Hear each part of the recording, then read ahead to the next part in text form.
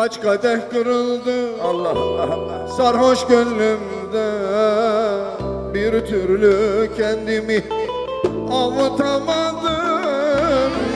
Kaç gece ağladım böyle gizlice, ne yaptımsa seni unutamadım. Ne yaptımsa seni unutamadım.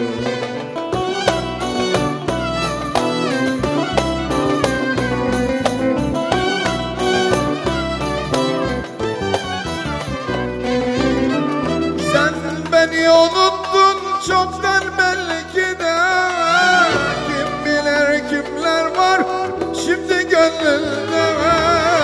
Ben hala yaşarım eski günlerde, her şeyde sen varsın unutamadım. Her şeyde sen varsın unutamadım.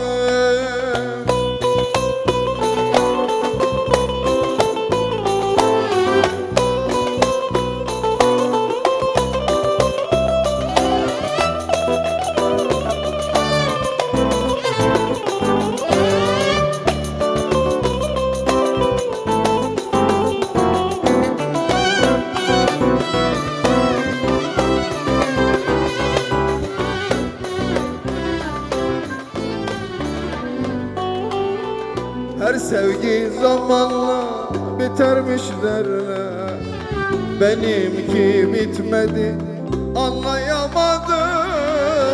Her sevgi zamanla bitermiş derler, benimki bitmedi anlayamadım. Bu aşkta hayır yok onu dediler, ne yaptımsa seni unutamadım. Ne yaptımsa seni unutamadım.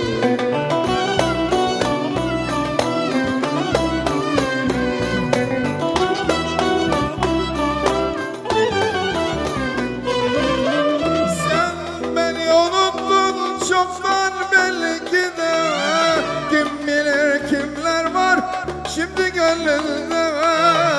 Ben hala yaşarım eski günlerde, her şeyde sen varsın unutamadım.